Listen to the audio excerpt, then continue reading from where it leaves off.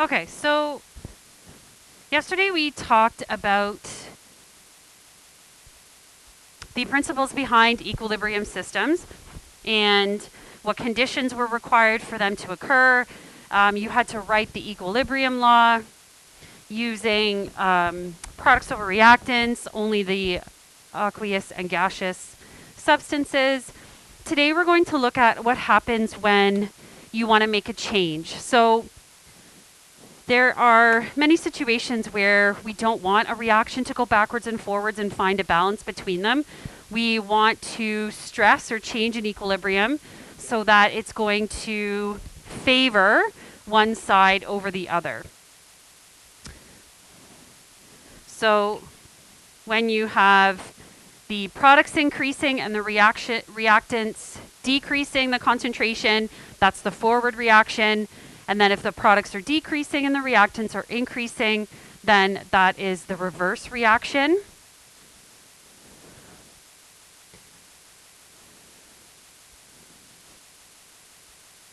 And then where those things are equal, then the rate of the forward reaction is equal to the rate of reverse, then chemical equilibrium has been established. And so you would be able to observe that using color, intensity, pressure, concentration. So when we do the lab, we're going to use color intensity. So we're going to use very, very bright yellow, very, very bright orange substances, and then we're going to stress those and see how the equilibrium is going to change or shift, which side is going to be favored over the other. So you can predict it using what we call Le Chatelier's principle. And then later on, when we do 7.5, we'll prove it using math.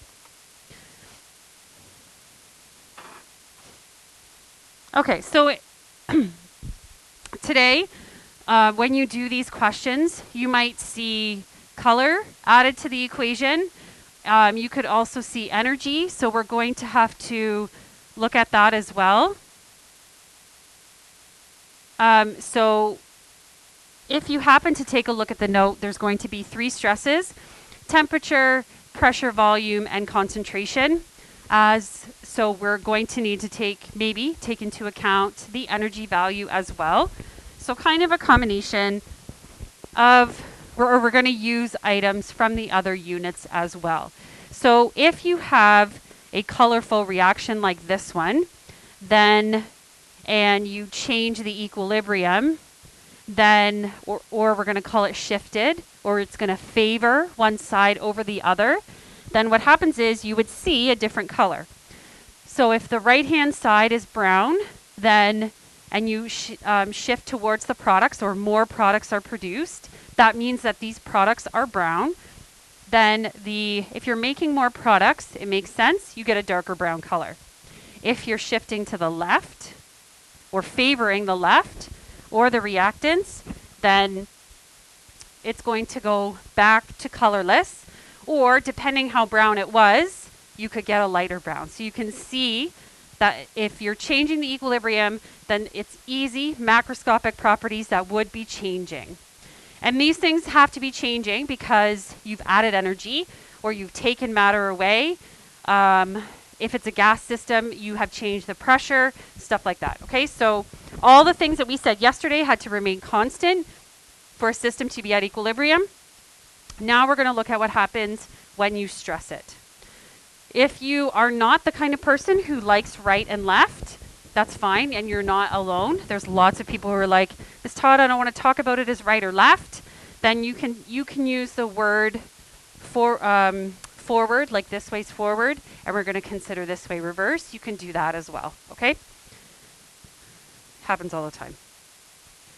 All right, so Le Chatelier is a person, and he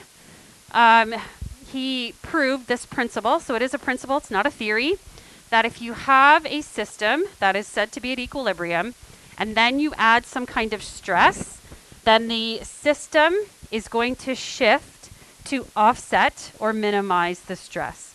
So it's going to oppose the change. So again, your body does this all the time. If you are hungry, then you eat. If you are tired, then you sleep, right? You're doing the opposite change. So some of them are very straightforward. So concentration is the stress, I think that's the easiest. Pressure and volume, you do kind of have to remember a little bit about gas laws, so we'll talk about that. And then temperature requires, I would say, the most brain power, okay? And you do have to remember potentially if it's endothermic, where the energy goes, like on the reactant side, and if it's exothermic, the heat goes on the product side. So you do have to kind of remember that as well.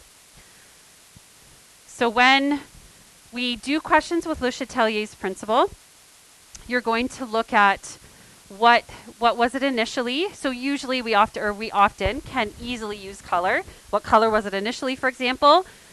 What was the shift? What was the stress? And then what's happening now? So then later on, when we do the quantitative side to things, we're going to make an ICE table. I for initial, C for change, how is it shifting, E for equilibrium, what's the new equilibrium state, okay? So again, we're going to do this qualitatively, and then if you happen to look at 7.5, the title is, instead of qualitative, it says quantitative, okay? So Le Chatelier's, the principle, the qualitative side of it, is we can predict how the equilibrium system is going to respond. So first we're going to look at 3 stresses on a chemical equilibrium, and then what we're going to do is talk about things that you might think would stress an equilibrium but actually don't, okay? So I think we're going to start with the hardest. I think it requires the most brain power, temperature, and then pressure volume is pretty straightforward, and then I think concentration's the easiest. But this one definitely, you do have to remember that things about exo and endothermic. So depending on the kind of question, you could be given the equation where energy is a reactant, which is endothermic. You could be given the equation where energy is a product, that's exothermic. If you want to add on here, if you forget or whatever, you want to make sure you don't forget that endothermic reactions, the delta H value is positive, and then exothermic, the delta H value is negative. So those principles from the thermochemistry unit still apply.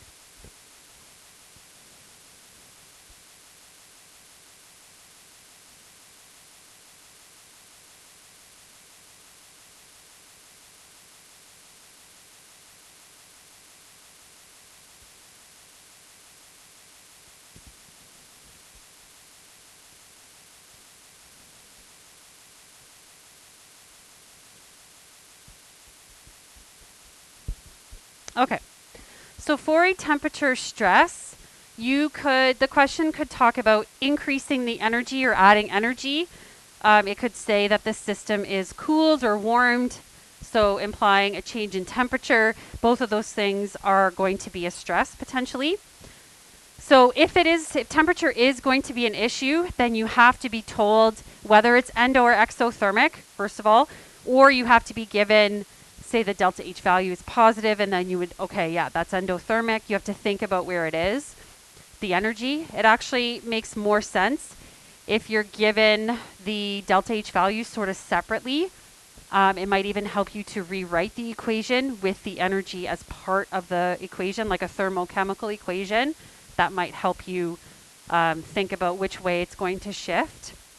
So if the energy is added or removed, then the system is going to minimize the change or offset the stress. So if you add energy, the system is going to favor the side that removes energy, the opposite. If you remove energy or take it out, then the system is going to shift to put energy in, or shift to the side that produces energy.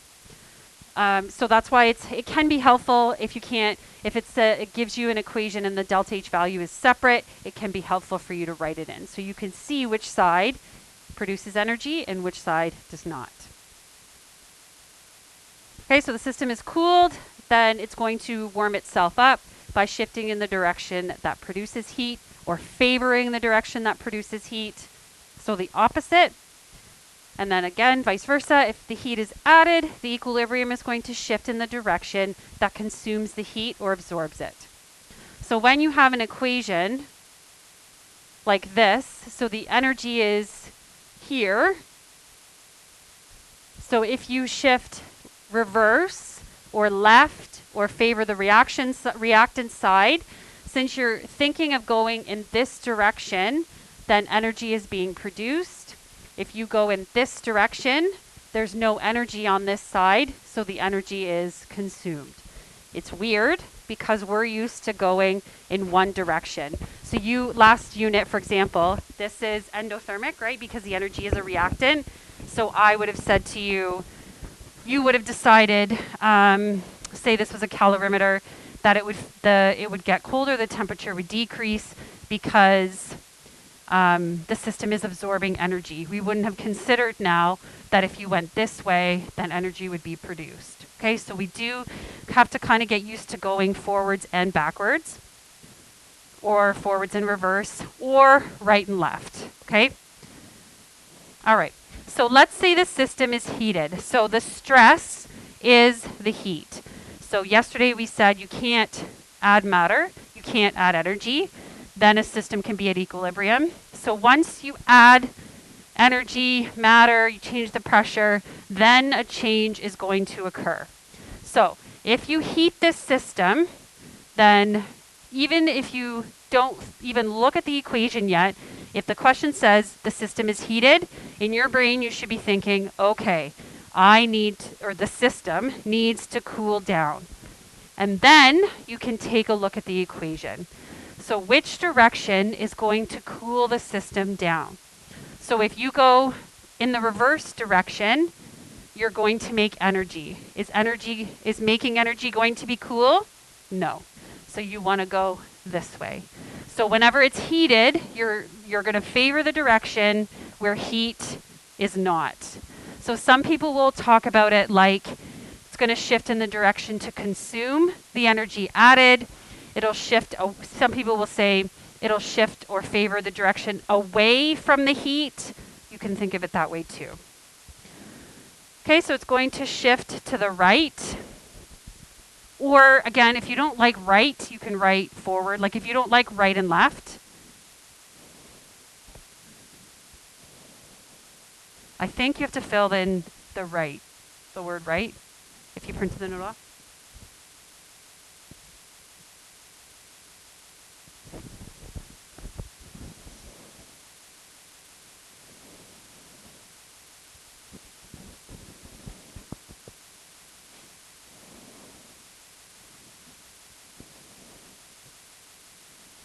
And so you could be asked these Le Chatelier questions like, how does it shift? How do you offset the stress? Whatever. You could also be asked about changing the concentration. So, and then you kind of have to think of the shift and how it would be favored and kind of go backwards. So if you shift to the right, then you're going to make more NO2. So it's like the shifting is important to offset the stress, but it also influences how much you're going to get, okay? Which is important if you want to practically make the products or reactants more than the other. So shifts to the right, you're going to make NO2, so the concentration of NO2 is increased. And I think you also have to write that down. So the question could ask you, what could you do, what stresses could you have to increase the concentration of NO2? And then you would have to think of ways to shift to the right, okay? So when in your booklet that you picked up yesterday, it says Le Chatelier's principal worksheet, and there's a bunch of different questions that are asked different ways.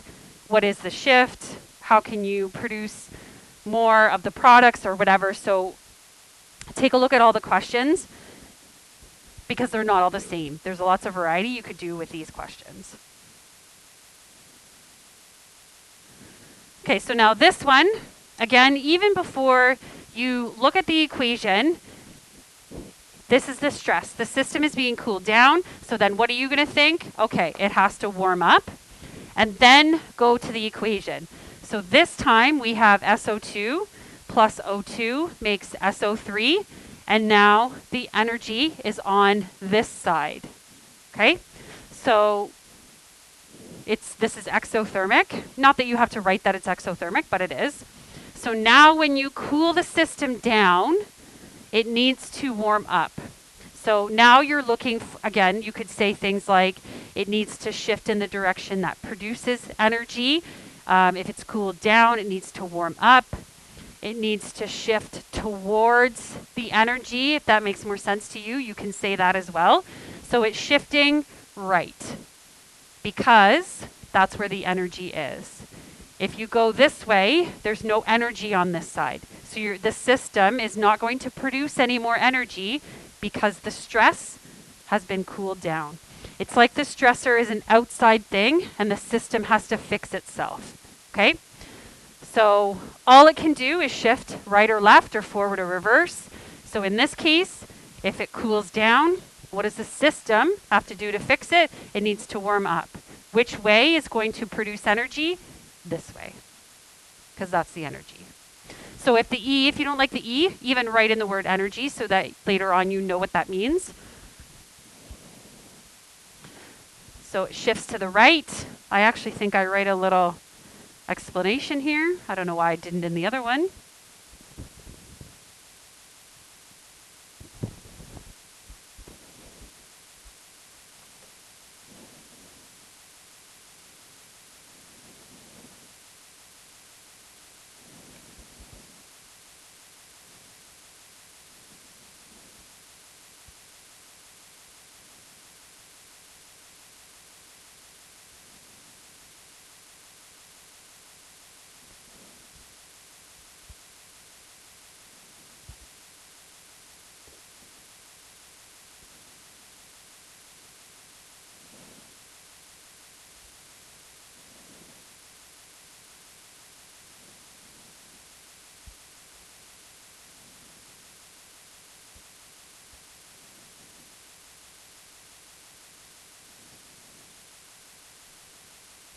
Okay, so it's going to shift to the right. If it's being cooled, it needs to produce heat or energy. Those are the same thing. So when or how is it going to produce energy? By going forward, okay? So again, you could be asked about changing concentration. And similar to like what I said yesterday, when we do the quantitative side, we're always going to deal with the concentration, like moles per liter. So when you shift to the right, we're going to say that the concentration is going to increase. So concentration is, how many moles per liter, which is related to moles. It's related to the amount of a substance, but we're going to focus on concentration in grade 12.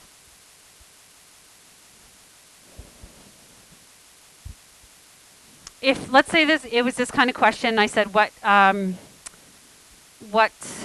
concentration would increase, you could also just write products, because if there were two products, it would increase both of them. Okay, so you don't have to be super specific. You can just say products or reactants.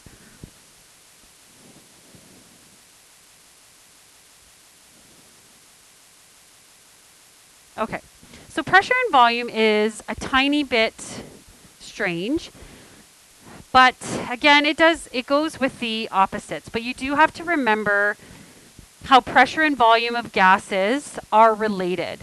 So if you have, and it has to be gases because we can't easily change the pressure of a solid. Could I put it in a garbage compactor? Yes, but that's not what we're talking about here.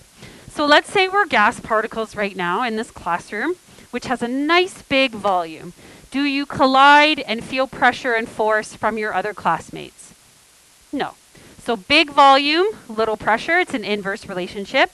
If I took all of you gas particles and tried to shove you under the cubby, underneath this computer here, would you feel pressure and collide with your gas particle classmates? You sure would, okay? So when you do this, let's say it asks you list 3 ways to shift or stress the equilibrium.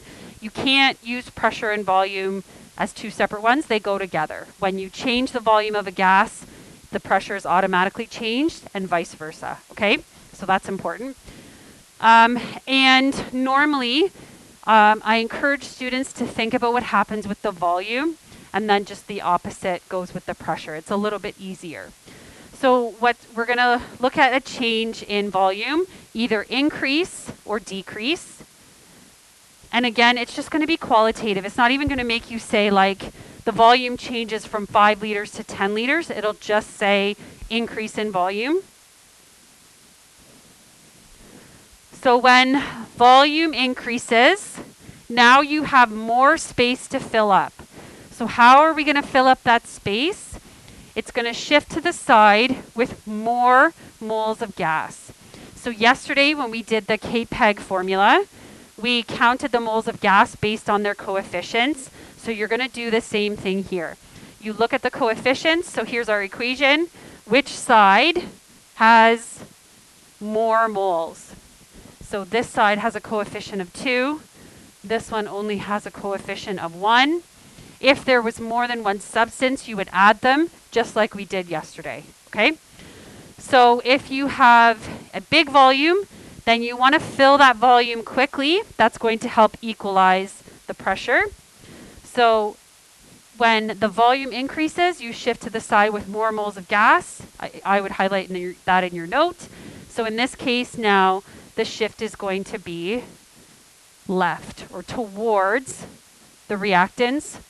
The reverse direction would be favored because it has a coefficient of 2. The product side only has a coefficient of 1. So once you increase the moles of gas, then they can start colliding more within that space and the stress is relieved.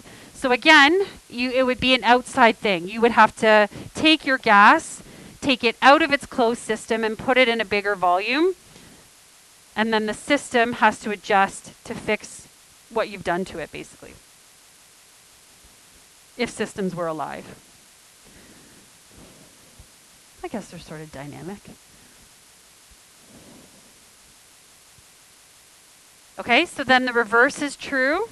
So if the volume decreases, then you want to make the smallest amount possible. So it's going to shift to the side with less moles of gas.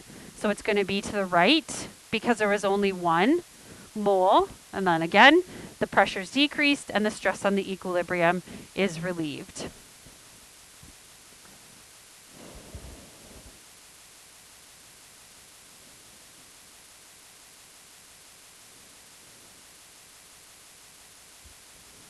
So sometimes there's equal moles of gas.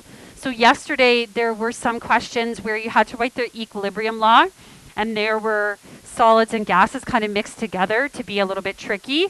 So the same thing here, when you are dealing with pressure and volume, you're only counting the moles of gas, okay?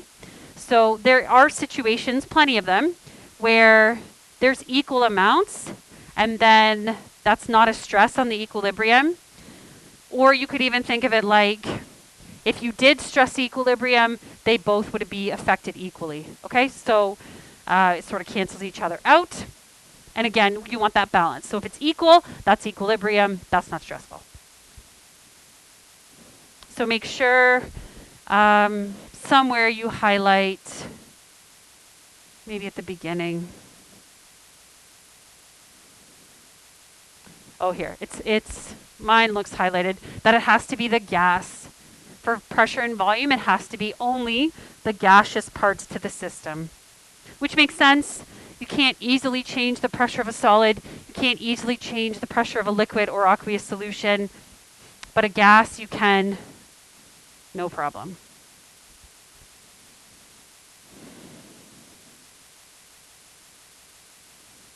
Okay, and then the last one is concentration, which is very straight up, okay? So if you increase the concentration of something, the equilibrium is going to shift to use it up. If you decrease the concentration of something, the equilibrium is going to shift to make more. Sometimes this part can mess people up. If the concentrations decrease, it's going to shift to make more. Remember, the stresses have to be sort of outside the equilibrium. So if there's a reaction that exists at equilibrium, but you want it to produce more of one thing over the other, if you, the stress, continuously takes that stuff out, then the equilibrium will naturally fix itself and make more, okay? So it is weird, but in a practical way, it does kind of make sense. Okay, so this equilibrium now, this is the ammonia production from yesterday. So if you add N2 or H2, so similar to pressure and volume, they go together. If you're asked to list possible stresses, you can't use N2 and H2 as separate ones. They count as the same thing because they're both reactants. So you could just say, you don't have to be this specific. You could say if more reactants are added, and that's totally fine, okay? So they are on the reactant side of the equation. So if you add more N2 or H2, more reactants, then the equilibrium needs to use up those substances or consume them. You can be fancy. So which direction is going to consume them? To the right. You could also think of it like, again, sort of similar to the terms you could use for energy. So it needs to shift away from the N2 and H2. It needs to favor the side where they are not, which is the right-hand side. You could even think of like the equilibrium, like shifting sort of implies movement, not that chemicals move, but if you shift or move to the right-hand side, there's no N2 and H2 on this side. So that means that you're going to be using them up. There's lots of different ways you could describe this. So it shifts to the right. You could even think of it like the old unit. If you put in more N2 and H2, which are reactants, then there's going to be more collisions. If you have more collisions, then that increases the rate of the reaction.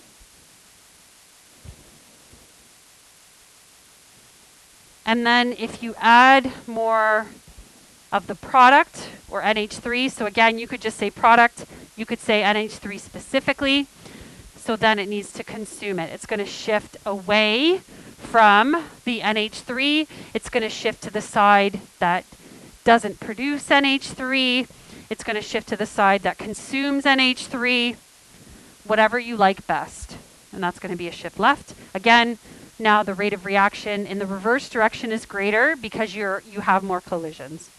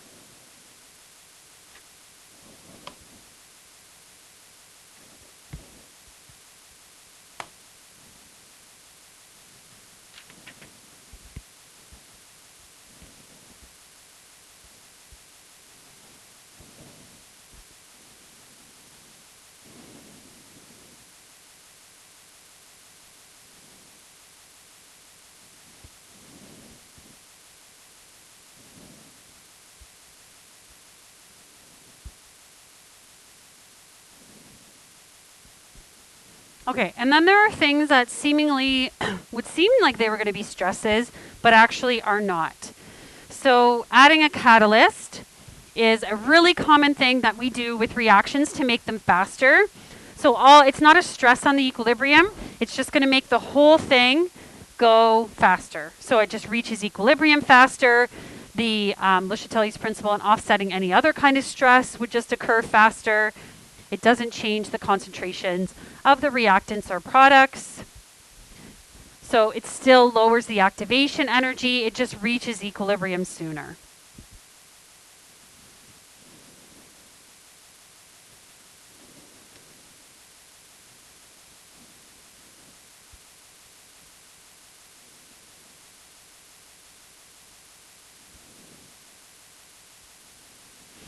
Okay, so back in the day when I was in high school, we actually called noble gases inert gases. So inert gases, I left it as that. Really, technically, they're noble gases. And the reason that we call them noble now, not inert, to imply like no reactions occur at all. What happens now is we can force the big ones like xenon and radon to react in the lab. Okay? They don't do it naturally, but we can force them to. But I left it as inert gases here because it is a gas. So then some people are like, well, what if you add a gas, it changes the pressure, it changes the volume. But because noble gases or inert gases don't react with anything, then it doesn't change the equilibrium system. So it says here, it changes the probability of successful collisions for both the reactants and products equally. And by equally, it means equally not at all. So yes, it will go into you can put a gas in the system, but it doesn't start to collide with them to create new products or reactants. So that actually is not a stress.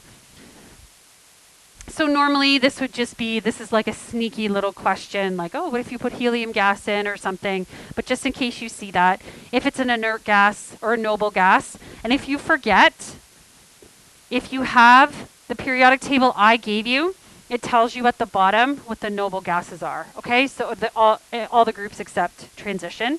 So it can remind you. Okay, we're going to do one more example, and this is just a different way of a way to write the question. So if you printed the note off, I think there's lots of space. You can draw this chart in.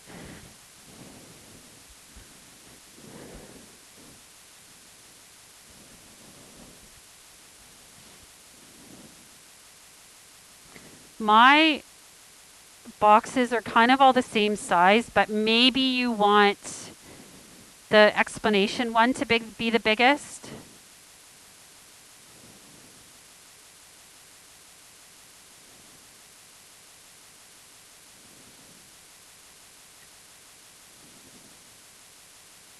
And make sure you write the reaction. The gas part is important so that we can talk about pressure and volume. And the energy on the product side is also going to be important.